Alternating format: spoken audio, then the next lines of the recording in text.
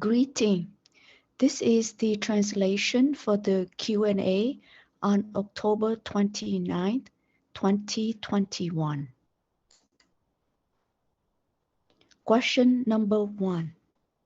Gibante, I appreciate your Dharma talks, which help me understand more about the principle of the practice.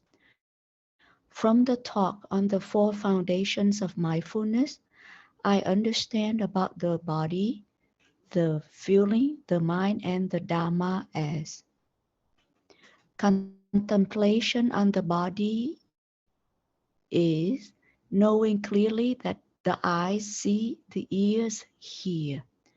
Contemplation on the feeling is knowing clearly when I feel comfortable or not comfortable or neutral.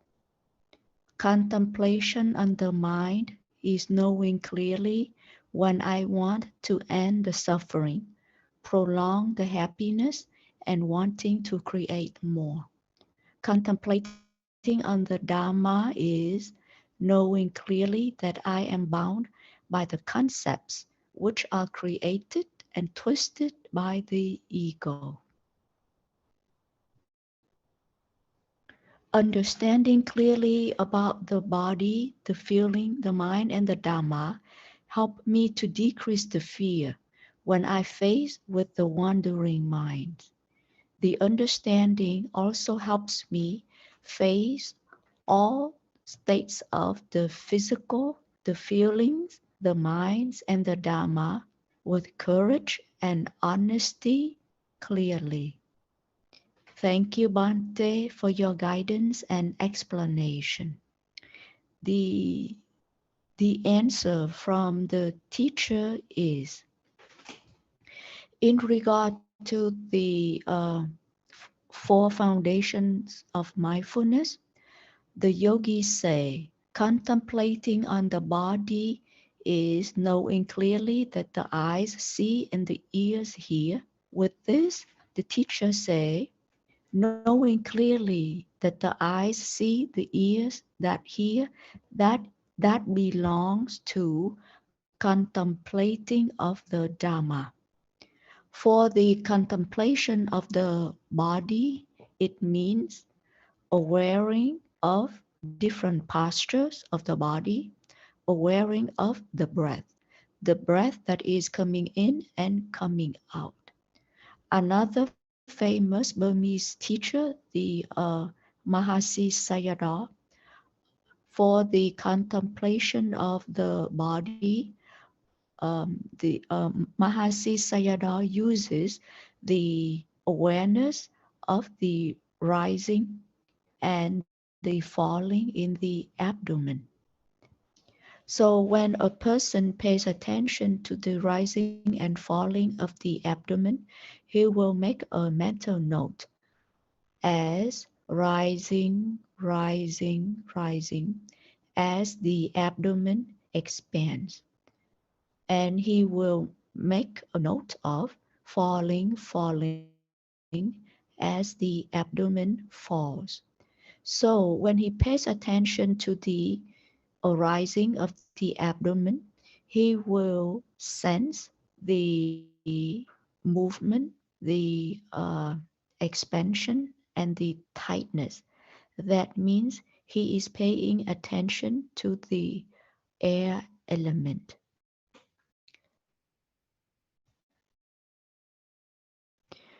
At first, when he mentally note the word rising, falling, that is concept.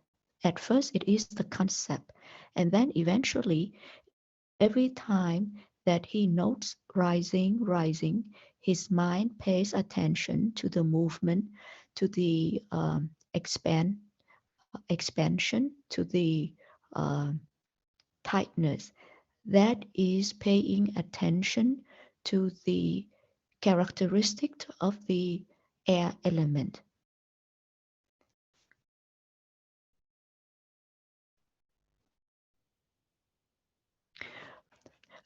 Another example of contemplating the body is wearing the posture. For example, when the yogi does the walking, he will make a note of right step, left step. While making that note, yogi is aware of the movement of the leg. And then gradually, when the mindfulness is getting stronger, concentration is getting stronger, he is able to note more detail. For every step, he can note lifting, moving forward, lowering down. So that is the example of contemplation of the body. For the contemplation of the feeling, these yogis say, the way that these yogis say is, I I know that when I feel comfortable, I know. When I feel not comfortable, I know. When I am neutral, I know it. So the comment from the teacher is that is correct.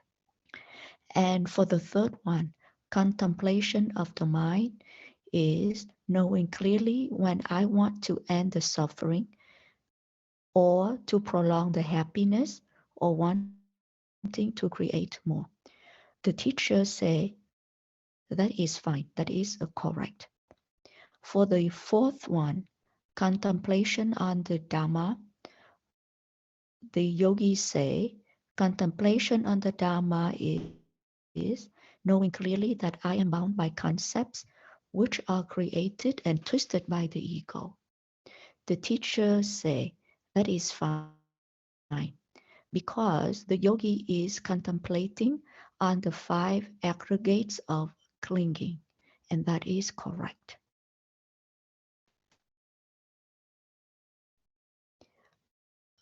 The Venerable moves on to question number 2. Dear Bante, the word Bante just means a venerable, and Bante is a Pali word. Okay, dear Bante, with the practice, I notice that when I am with people, I am wholeheartedly with them. But once I am not with them, I let go of all the emotions, the feelings, and the memories of them. They are not in my mind anymore. I do not think about them at all. Am I practicing correctly? Do I deviate from the 4 foundations of mindfulness? Thank you, Bante, for your guidance. The answer for this question is this yogi is practicing correctly, and this person does not deviate from the 4 foundations of mindfulness. So please continue with your practice. Question number 3. Dear Bante, when I go on the web, I found out there was a celebration of 40 years of spreading the Dharma in the US.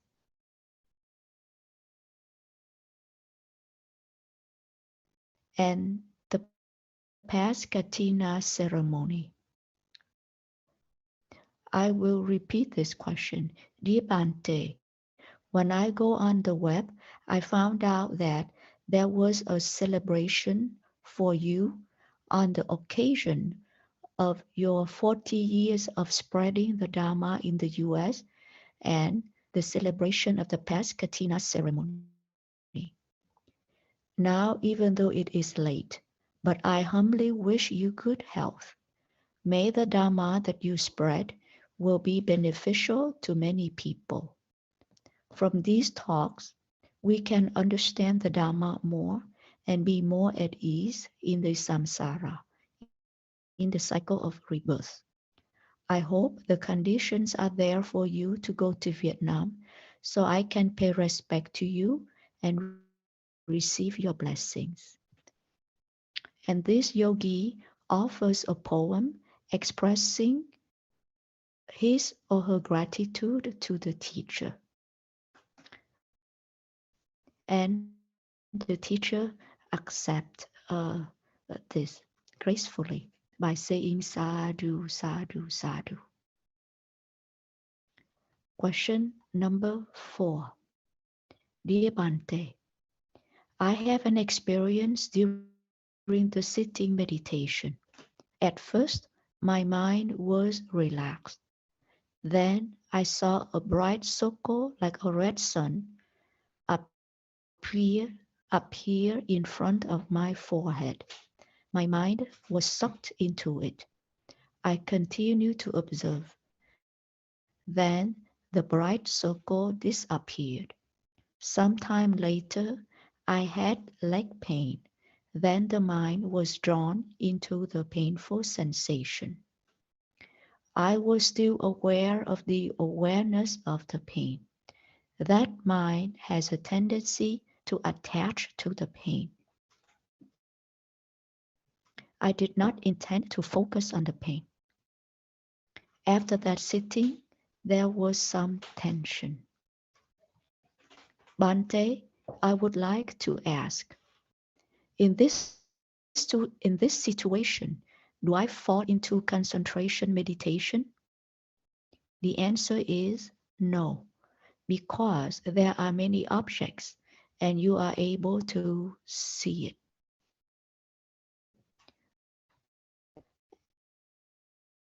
And beside that, when you saw the bright circle, the bright red circle, you observe it and the circle disappear. So you are when you see that, it means you are practicing vipassana meditation. Second part of this second part of this question: is there anything incorrect in that sitting session? The answer is nothing is incorrect, meaning everything is correct. 3. During the sitting, if the mind automatically gravitates to the objects, then should I remove myself or should I just naturally continue with the observation? Thank you, Bante. The answer for this question is naturally aware of it is enough. When you see the light and then you feel the pain, you just simply observe it. And that is fine. That is correct. It naturally the phenomenon naturally arises and it naturally passes away. That is nature.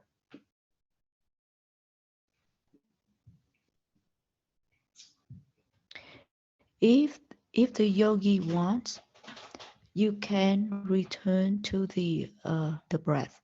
You can aware of the in breath and the out breath. But if there is any sensation that arises, then just note it, just aware of it. Try not to forget the breath.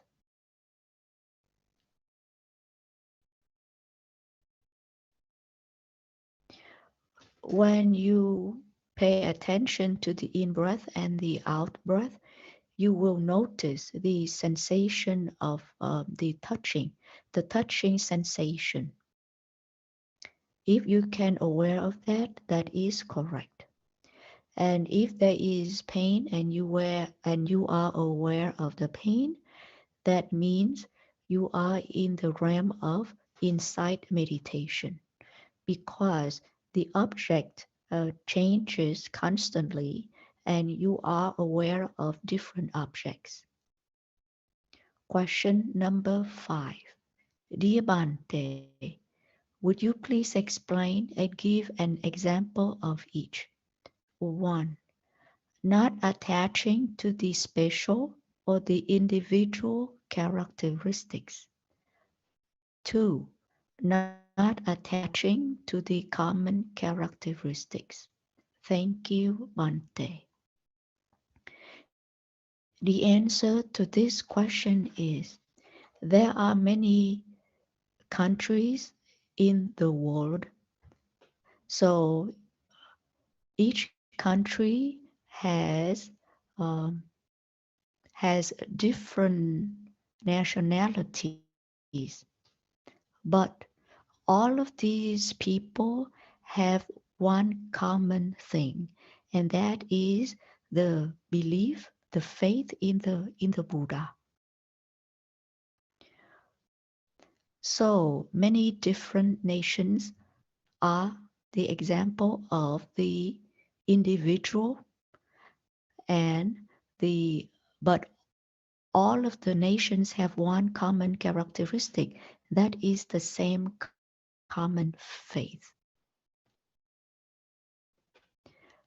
And everyone believe in the Buddha, and everyone believe on the Dharma, on what the Buddha taught.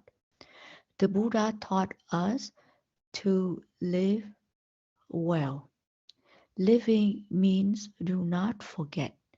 That means do not forget to be aware of the present. That means to live in according with the Noble Eightfold Path. The Noble Eightfold Path is morality, concentration, and wisdom. When the morality is pure, then one will have concentration. With concentration, wisdom will arise. The yogi can contemplate that even though in a country or in the world there are all kind of people,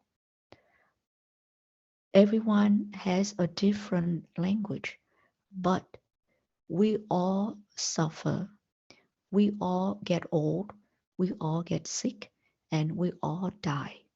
So the common characteristic is changing, unsatisfactory, and no self or no substance.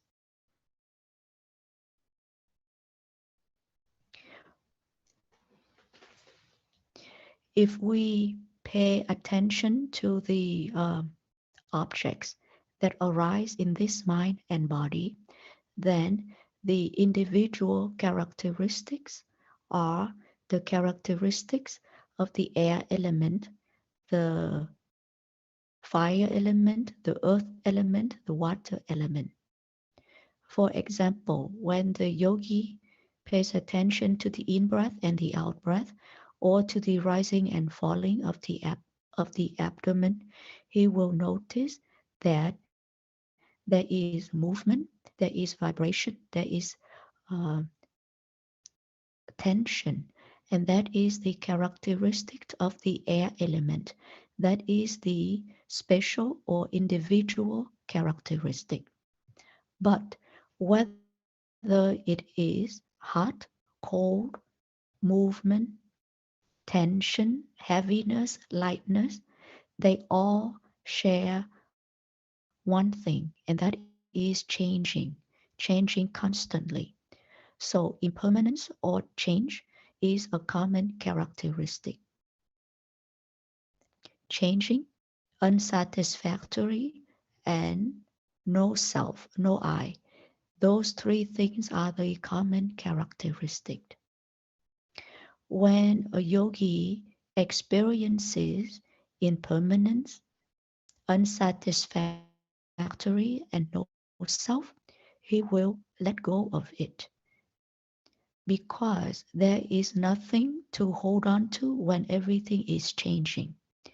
When he let go of everything, that means there is no more suffering. The teacher also gives another example. The water in all of the river, they all have different names. All of the rivers have different names.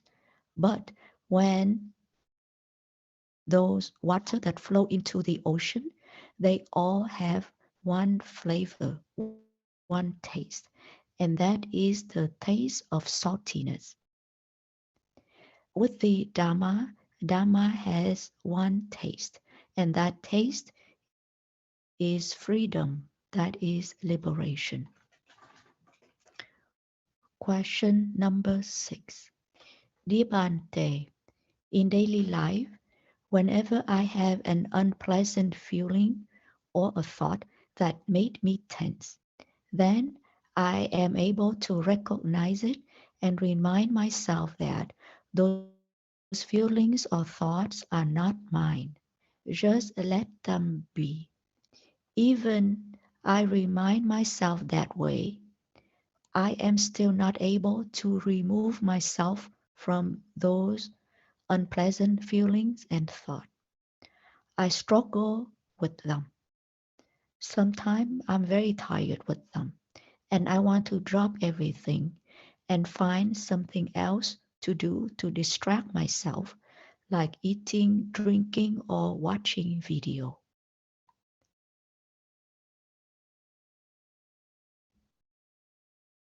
I am not sure it is correct by reminding myself that way, but I find it very difficult to deal with these unhappy feelings and thoughts. Should I return to the breath to calm the mind down? Please instruct me on what to do. Thank you, Bante. The answer for this question is commonly, when everyone has anything that is unpleasant, what they do is they want to run away from it. They want to distract themselves by eating, drinking, and going to see a movie because they want to get away from suffering. They don't want suffering. But the cause of suffering is attachment. If you just distract yourself from suffering by eating, drinking, or going to see a movie, that only helps temporarily for a few minutes. You see correctly that there is suffering, but you just don't know how to solve it. Once you see correctly, then you have to practice it. You have to see that the cause of suffering is real. Happiness is real. Once you see suffering, you will let go of it and you will try to find out what is the cause of it. In the noble, in the Four Noble Truths, the Buddha said that we need to let go of suffering. But how do we do that? By letting go of the cause of suffering. In order to let go of the cause of suffering, then when we practice, we will see that everything is changing. When we experience that everything is changing, then there is no sense of holding on to it. Once we let go, then we let go of the suffering as well.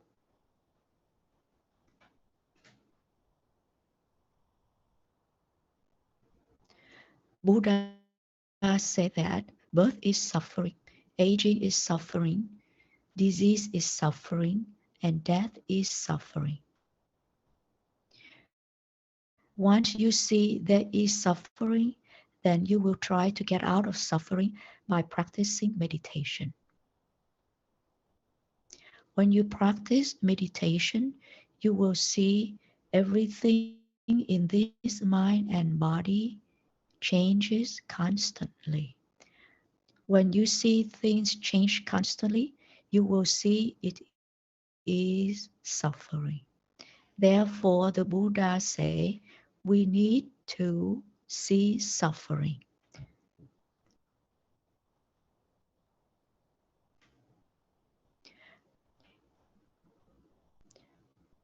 So how do we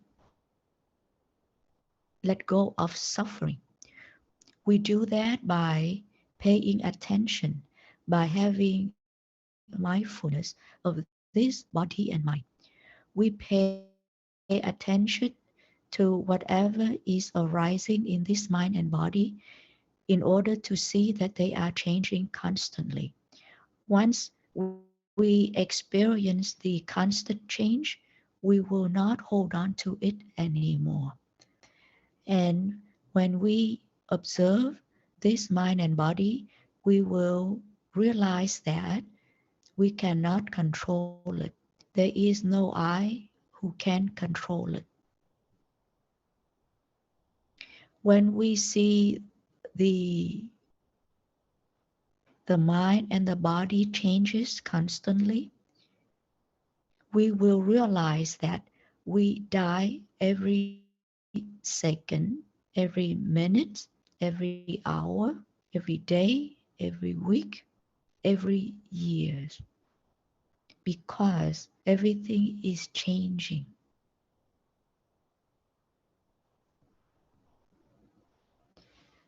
Anything that has condition, it will change constantly, and no one can control this condition. We should not let the wrong perception control us. We should see mind and body as they are. We should see that they are changing all the time. Changing all the time is impermanent and it is suffering.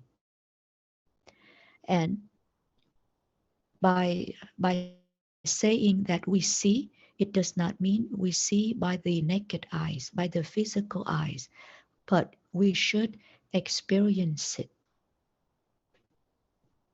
So the advice for this yogi is do not let the mind fool you. When the mind tells you to go eat, drink, and go see a movie, do not listen to it. Do not let the mind trick you. Just aware of it. And the yogis say, I am not sure if it is correct by reminding myself that way, but I find it very difficult. Should I return to the breath to calm the mind down? The answer uh, for this statement is life is suffering, and when you want to change for the better, it is not easy. But you need to be patient and keep on trying. And the yogi asked, should I return to the breath to calm the mind down? The answer is you may return to the breath to build up concentration. When concentration is stronger, the mind will have less thinking, and it is easier for you to overcome the pain.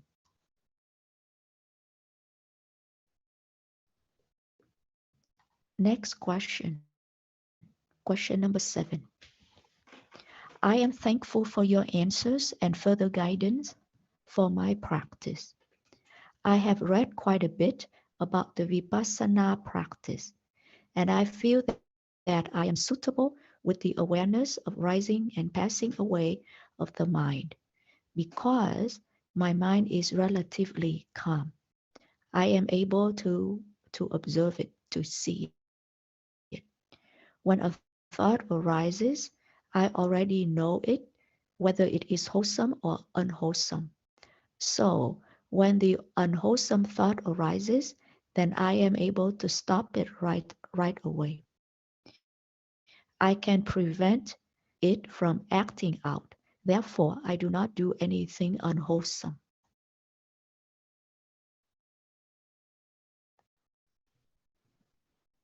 I practice insight meditation following the instruction from the Burmese meditation teachers.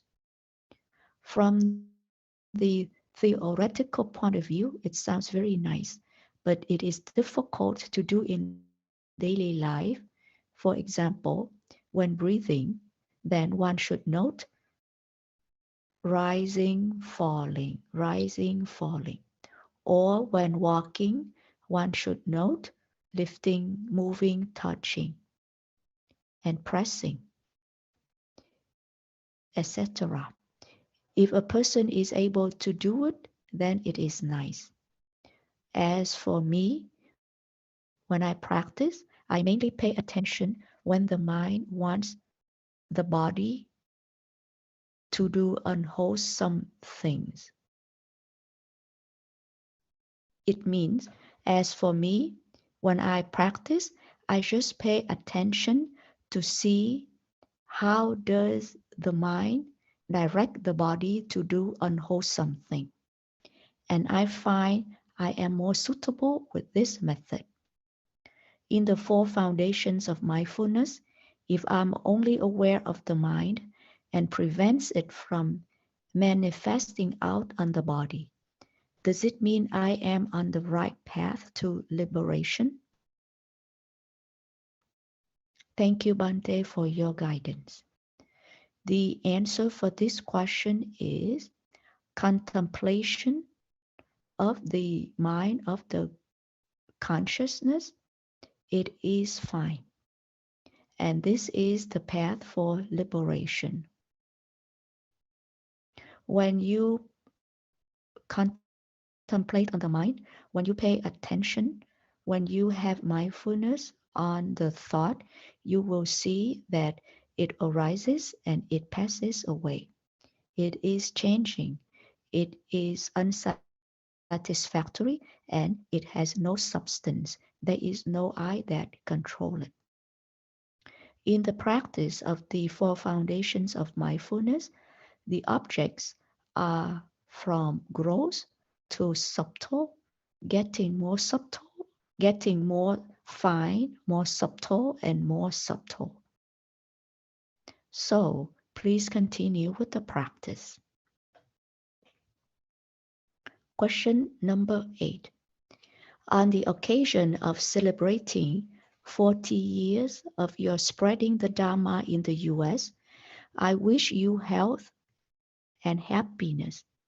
I am always grateful for your Dharma because without you, I probably have wasted this life and future lives. Even though I am not enlightened yet, I have changed a lot. In the past, I used to cling to my point of view. It has to be this way, and this is the correct way, and that is not correct. When I am proud and I am proud and happy when being successful. Or I can get very angry when someone pokes into my ego or when things do not follow my way. My greed hurts both myself and others, and I used to live carelessly. Then I started to practice diligently under the control of the ego, such as I can sit for a long time, I can chant well, I am a vegetarian, etc. But thanks to your guidance, now those disease decreases gradually with time as I listen to your Dharma talks. Now, now people do not see that I practice, but I always practice. I have mindfulness on the body, the feelings, the mind, and the Dharma. I practice gently, carefully, and pay attention to the objects. Dharma has changed my perception and action instructions in the direction of not harming myself nor others. I eat and work gently. I go with the present conditions. Therefore, I am well mentally and physically.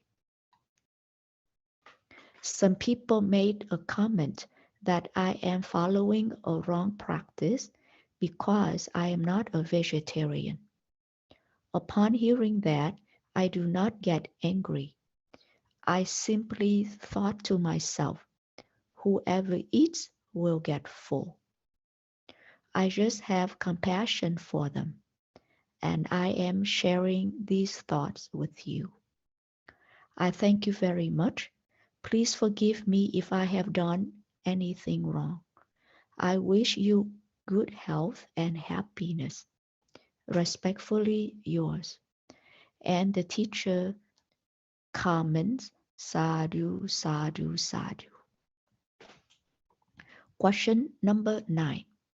Dear Bante, I thank you for your teaching.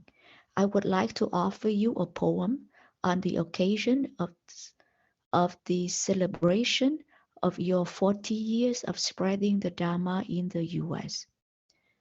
The poem title is Spring Forever Spring, and this poem praises the spreading of the Dharma of the Venerable. Would you please let us know your schedule when you come to Vietnam? Thank you, Bante. And the comment from the Venerable is, I have not made the schedule yet. I will make the schedule next year. Sadhu, sadhu, sadhu uh, for your poem and your appreciation. And with this, the teacher will end today's Q&A, and the teacher wishes everyone to be well, happy, and progress on your path. The teacher also makes a comment that he thanks everyone for sending very good questions, because from these questions it will help him also. Uh, good good students, good students. Then the teacher have to. When the teacher has good student, he will improve. So the Venerable wishes everyone to be well and progress on this path to liberation. Sadhu, sadhu, sadhu.